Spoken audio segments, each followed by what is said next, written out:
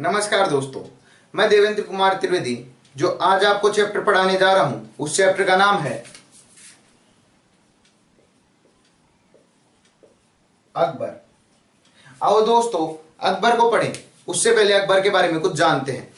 मुगल साम्राज्य की स्थापना बाबर ने की। बाबर के बाद में हुमायूं और हुमायूं के बाद में अकबर इसका शासक बना। बाबर और हुमायूं आप चैनल पर देख सकते हैं।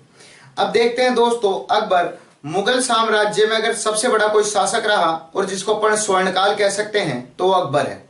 इस कारण अकबर से रिलेटेड बहुत ज्यादा क्वेश्चन अपने एग्जाम में आते हैं, जैसे अकबर के जीवन से रिलेटेड, युद्ध से रिलेटेड, इसके द्वारा कुछ प्रथाएं बंद की गई उनसे रिलेटेड, कुछ फारसी अनुवाद करवाए गए, कुछ नवरत्न की संज्ञा दी गई, कुछ स्थापनाएं करवाई गई। इस प्रकार से इससे रिलेटेड ओवरऑल बहुत सारे क्वेश्चन होते हैं। ये एक बड़ा ही चैप्टर बन जाता है। तो इस चैप्टर को अपन दो भागों में तोड़ेंगे, Akbar first and Akbar second. सबसे पहले अपन देखेंगे अकबर फर्स्ट। अकबर फर्स्ट में अपन देखेंगे अकबर से रिलेटेड कुछ क्वेश्चन, किससे रिलेटेड क्या क्या क्वेश्चन मोस्टेड आ सकते हैं, और इससे रिलेटेड कुछ युद्ध कि अकबर से रिलेटेड कौन कौन से ऐसे युद्ध हैं जो मोस्टेड रूप से अपने से आ सकते हैं।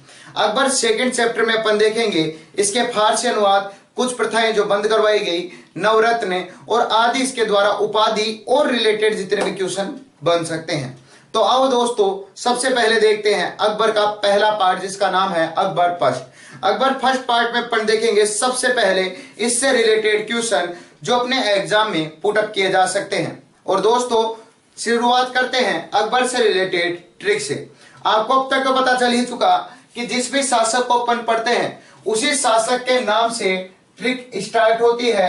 देखो दोस्तों, शासक का नाम ऐसे स्टार्ट हो रहा है तो ट्रिक भी ऐसे ही स्टार्ट होगी। और ट्रिक होती है आज राम ने भी दही बेच दिया। देखो दोस्तों, एक दुकान थी जिसका नाम था दही की दुकान। क्लियर? रोज अदर कोई बंदा जाता था। एक दिन अपन एक भोला बंदा था, उसका नाम था राम, उसको भी भेज दिया और उसने भी दही बेच दिया। तो अपन ने कहा कि आज राम ने भी दही बेच दिया, जिसको अपन बेवकूफ मानते थे। और देखो दोस्तों, ए फॉर अकबर, और मजे मजे में याद हो जाएगी। कैसे? ए फॉर अकबर, अपने को अकबर याद करना है। माइंड में बस इतना रखना कि ए फॉर अकबर से ऐसे ही ट्रिक स्टार्ट होगी। अपने आप माइंड क्लिक मारेगा कि ट्रिक क्या हो सकती है। और ट्रिक बनती है आज राम ने भी दही बेच दिया। क्या ट्रिक बनती है? आज राम ने भी दही बेच दिया। और यह होता है ओवरऑल अकबर कंप्लीट। कैसे होता है आओ दोस्तों देखते हैं।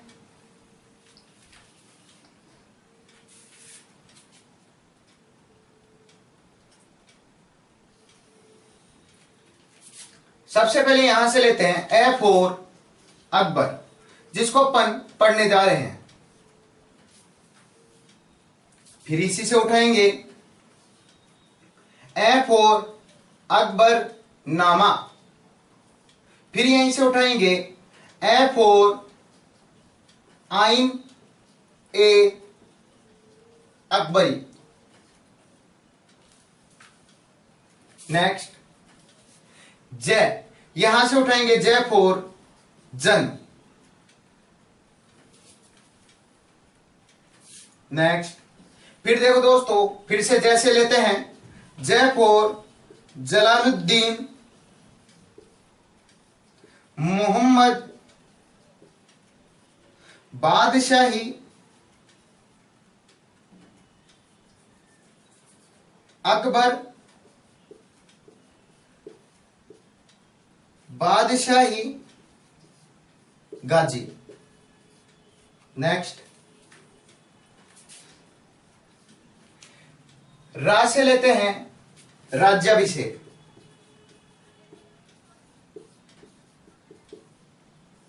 नेक्स्ट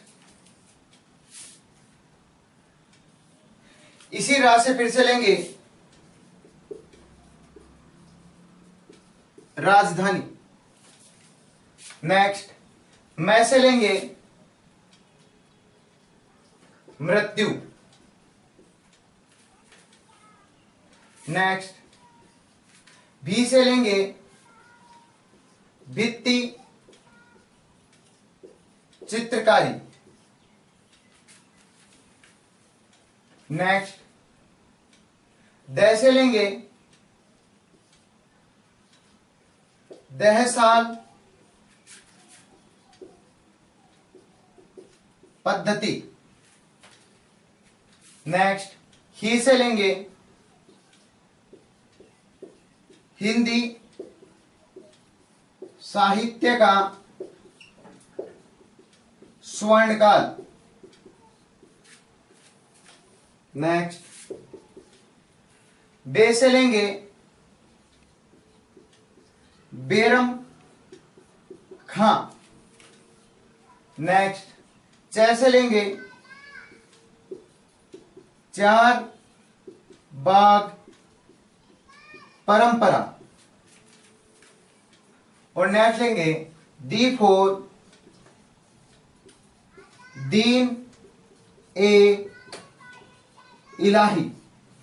और ये होता है दोस्तों लगभग अकबर से रिलेटेड सारे पॉइंटेड क्वेश्चन। आओ देखते हैं दोस्तों क्या क्या पॉइंटेड क्वेश्चन आ सकते हैं। बस आपको यह ध्यान रखना है कि शुरुआत के जो चल रहे हैं यहां से अपन ने प्रारंभ में 3 अक्षरों से 2-2 नाम लिए हैं, उसके बाद में सबसे एक एक नाम लिया है। आ से अपन ने 2 नाम लिए, जय से अपन ने 2 नाम लिए, रा से अपन ने 2 नाम लिए, बाकी बैक टू बैक एक वर्ड से एक नाम लिया है। सबसे पहले F4 अकबर। अकबर का शासनकाल रहा 1556 ईस्वी से 1605 ईस्वी। वेरी मोस्टेड क्वेश्चन है दोस्तों, लगभग एग्जामों में आता है कि अकबर का शासनकाल कब से कब तक रहा था। नेक्स्ट F4 अकबरनामा और F4 आईने अकबरी। ये अकबर का एक दरबारी था जिसका नाम था अबुल फजल, उसके द्वारा लिखी गई। तो आपसे क्वेश्चन कई बार आता है कि अकबरनामा किसके द्वारा लिखा गया था। जैसे दोस्तों याद करो बाबरनामा बाबर के द्वारा लिखा गया था। तो कई बार क्वेश्चन इस प्रकार से घूमकर आता है, जब बाबरनामा बाबर के द्वारा लिखा गया तो अकबरनामा किसके द्वारा लिखा गया, फिर आपको पता रहना चाहिए किसके द्वारा लिखा गया। तो अकबरनामा और आईने अकबरी अबुल फजल के द्वारा लिखा गया। देखो दोस्तों नेक्स्ट पर जाते हैं। जयपुर जन्म। अकबर का जन्म हुआ था 1542 में। अकबर की माताजी का नाम था हमीदा बानो बेगम।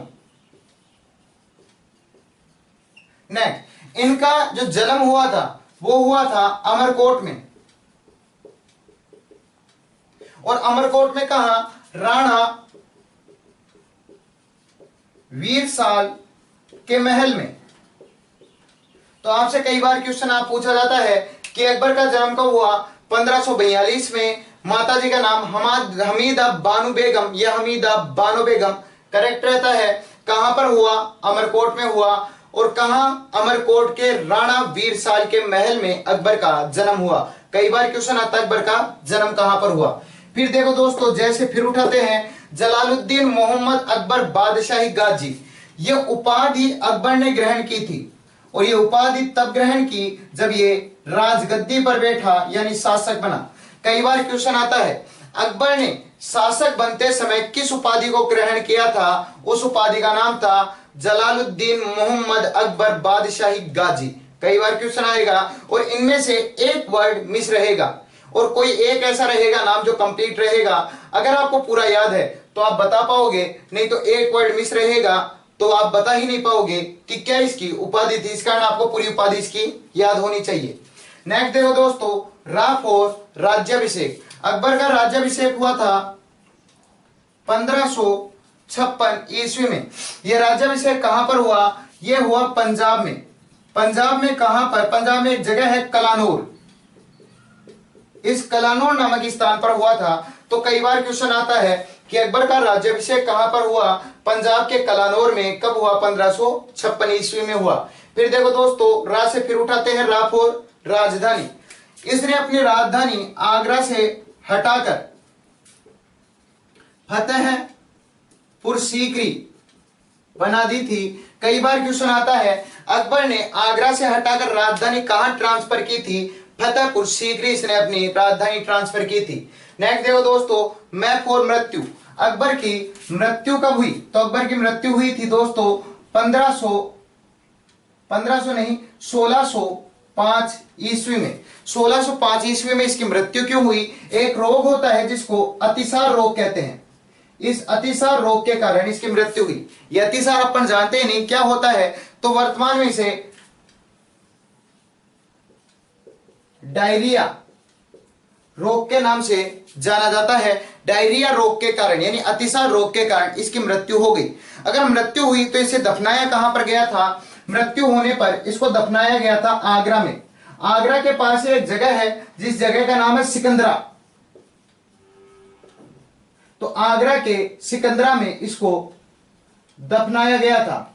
आपसे कई बार क्वेश्चन पूछा जा सकता है अकबर की मृत्यु कब हुई? 1605 में। क्यों हुई? अतिसार रोग के कारण। आपको याद अतिसार ही रखना है। अगर आप समझना चाहो तो आप डायरिया याद रखना, नहीं आपको याद रखना अतिसार रोग के कारण इसकी मृत्यु हुई। इसको कहां पर दफनाया गया? आगरा के सिकंदरा नामक स्थान पर इसको दफनाया गया। आगरा के पास ही यह जगह पाई जाती है। नेक्स्ट देखो दोस्तों, B4 भित्ति चित्रकारी।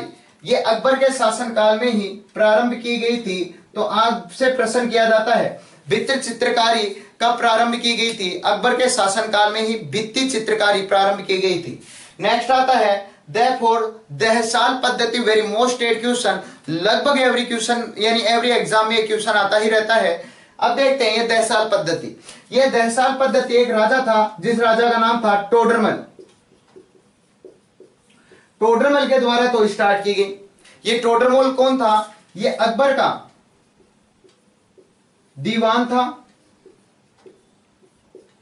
अब बात आती है यह दहसाल पद्धति क्या होती है? तो 10 सालों का एक साथ फसलों पर टैक्स लिया जाता था, औसत मानकर। कोई फिक्स नहीं होता था कि इतना ही टैक्स अपने को मिलेगा, एक औसत होता था।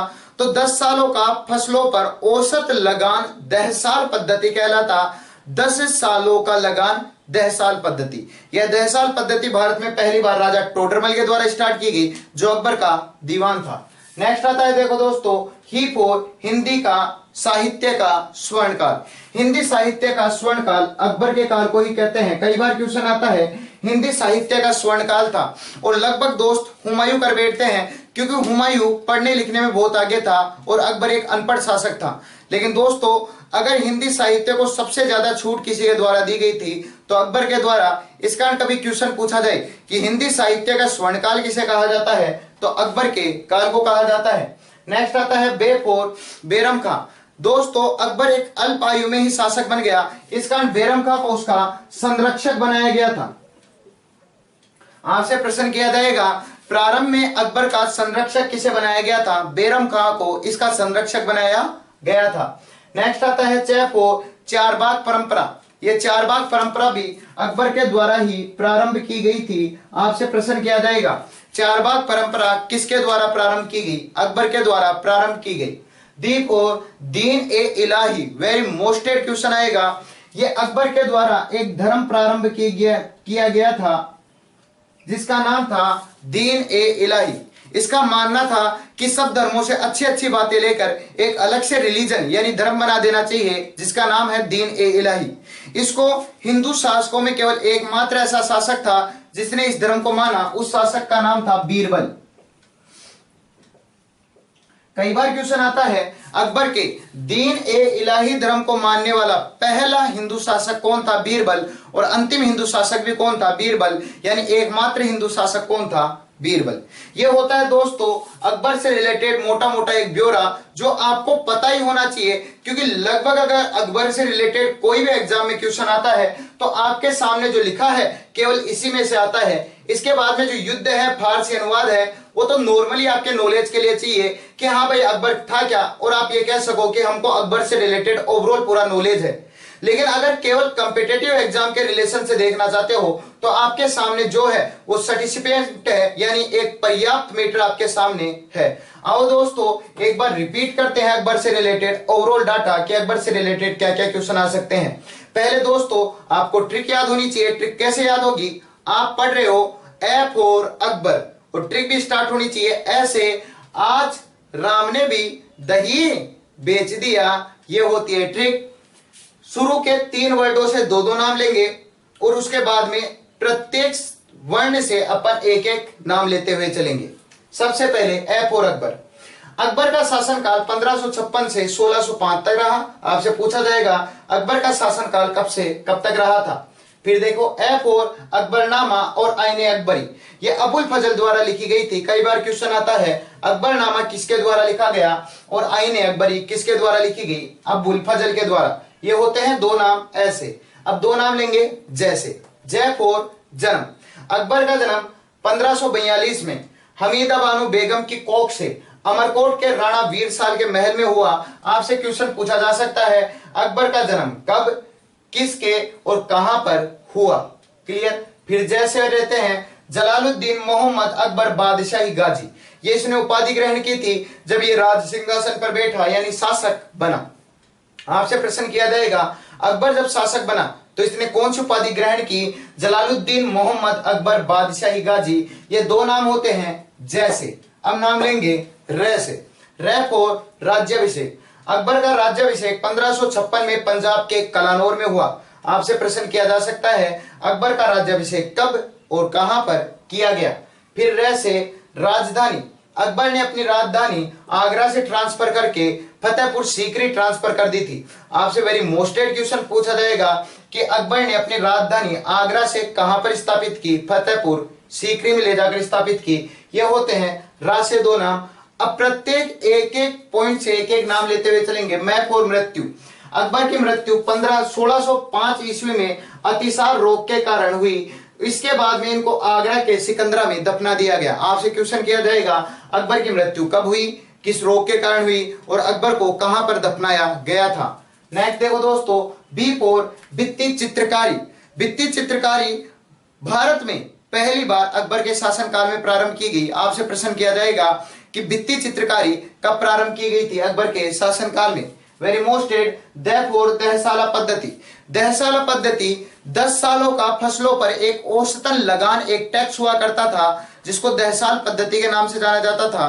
भारत में दहसाल पद्धति पहली बार राजा टोडरमल के द्वारा स्टार्ट की गई जो अकबर का दीवान था। आपसे प्रश्न किया जाएगा दहसाल पद्धति भारत में किसके द्वारा प्रारंभ की गई थी। नेक्स्ट ही4 हिंदी साहित्य का स्वर्णकाल। हिंदी साहित्य का स्वर्णकाल अकबर के काल को ही कहा जाता है। कई बार क्वेश्चन आता है हिंदी साहित्य का स्वर्णकाल किसे कहा जाता है, अकबर के शासनकाल को कहा जाता है। B4 बेरम खां, अकबर बाल उम्र में ही शासक बन गया था। इसका जो संरक्षक बनाया गया था वो बेरम खां था। कई बार क्वेश्चन आता है अकबर के संरक्षक का नाम क्या था, बेरम खां। नेक्स्ट आता है C4 चारबाग परंपरा। चारबाग परंपरा पहली बार अकबर के द्वारा ही प्रारंभ की गई थी। कई बार क्वेश्चन आता है कि चारबाग परंपरा किसके द्वारा प्रारंभ की गई थी, अकबर के द्वारा। और वेरी मोस्टेड D4 दीन ए इलाही धर्म। अकबर के द्वारा एक धर्म चलाया गया था जिसे दीन ए इलाही धर्म कहा गया था। इसको एकमात्र वन एंड ओनली यानी हिंदू सिटीजन के द्वारा माना गया। उस हिंदू सिटीजन का नाम था बीरबल। कई बार क्वेश्चन पूछा जाता है कि दीन ए इलाही धर्म को मानने वाला एकमात्र हिंदू शासक कौन था, उसका नाम था बीरबल। यह होता है दोस्तों अकबर से रिलेटेड ओवरऑल डाटा आपके सामने। अगर ये भी डाटा आपको याद है तो लगभग 90% आपका सिलेक्शन क्लियर है। अब मैं बताता हूं अकबर से रिलेटेड मोस्टेड युद्ध कि अकबर से रिलेटेड क्या क्या क्वेश्चन आ सकते हैं युद्ध से। दोस्तों अब देखते हैं अकबर से रिलेटेड युद्ध। अकबर ने अपने शासनकाल में बहुत से वॉर यानी युद्ध किए, लेकिन दो ऐसे युद्ध थे जो निर्णायक युद्ध हुए और सबसे ज्यादा एग्जाम में पुटअप किए जाते हैं। ये दो युद्ध हैं। पहला युद्ध है पानीपत का द्वितीय युद्ध। पानीपत का द्वितीय युद्ध क्या हुआ कि एक शासक था जिसका नाम था हेमू। जैसे ही अकबर को शासक बनाया गया तो उसकी बाल्यावस्था देखते हुए हेमू ने उस पर अटैक किया।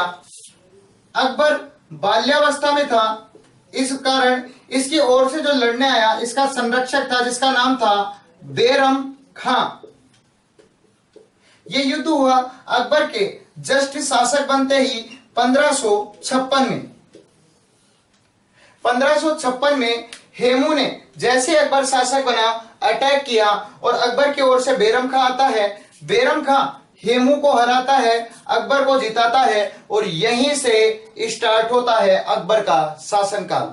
और यही है अकबर के जीवन का पहला और निर्णायक युद्ध। आपसे पूछा जाएगा पानीपत का द्वितीय युद्ध कब हुआ? 1556 में। किन किन के बीच में हुआ? हेमू और अकबर के बीच में। कई बार दोस्तों ये क्वेश्चन आता है, पानीपत के द्वितीय युद्ध में अकबर की ओर से लड़ने वाला कौन था? बैरम खां।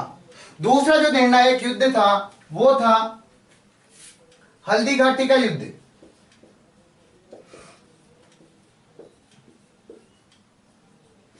यह हल्दी घाटी का युद्ध हुआ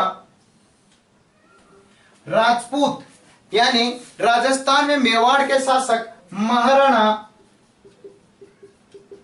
प्रताप और अकबर के बीच में। लेकिन इसमें अकबर स्वयं नहीं आया था, इसने अपना एक सेनापति भेजा था जिसका नाम था मान सिंह।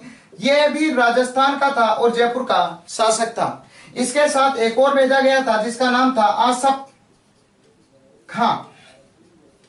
तो अकबर की ओर से जो लड़ने आए उनका नाम था मान सिंह और आसफ खां। यह युद्ध हुआ 1576 ईस्वी में।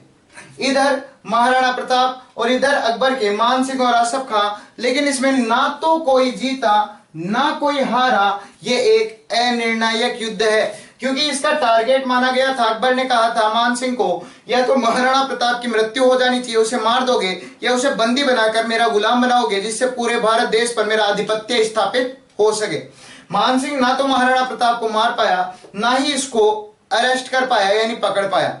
इस कारण यह अनिर्णायक युद्ध माना गया है। अभी हाल फिलहाल में दोस्तों एक बहुत ज्वलंत मुद्दा बनकर आया है हल्दी घाटी का युद्ध, और राजस्थान सरकार के द्वारा कहा गया है कि महाराणा प्रताप इसमें ना पकड़ा गया ना ही किसी प्रकार से पराजित हुआ। इस कारण हल्दी घाटी के युद्ध में महाराणा प्रताप को विजयी घोषित कर देना चाहिए।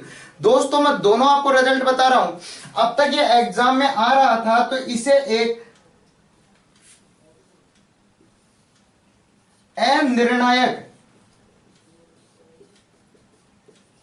अनिर्णायक युद्ध बताया जा रहा था। अभी हाल फिलहाल में राजस्थान सरकार के द्वारा महाराणा प्रताप को विजयी घोषित माना जा रहा है, लेकिन अभी तक दोस्तों एग्जाम में इसे अनिर्णायक ही माना जा रहा है। इस कारण आपसे पूछा जाएगा हल्दी घाटी का युद्ध सबसे ज्वलंत मुद्दा है। इस कारण आपको याद रहना चाहिए किसी भी हालत में कि हल्दी घाटी का युद्ध किस किस के बीच में हुआ? अकबर और महाराणा प्रताप। कई बार क्वेश्चन आता है हल्दी घाटी के युद्ध में अकबर की ओर से आने वाले कौन थे? मान सिंह और आसफ खां। कई बार पूछा जाता है हल्दी घाटी का युद्ध कब हुआ?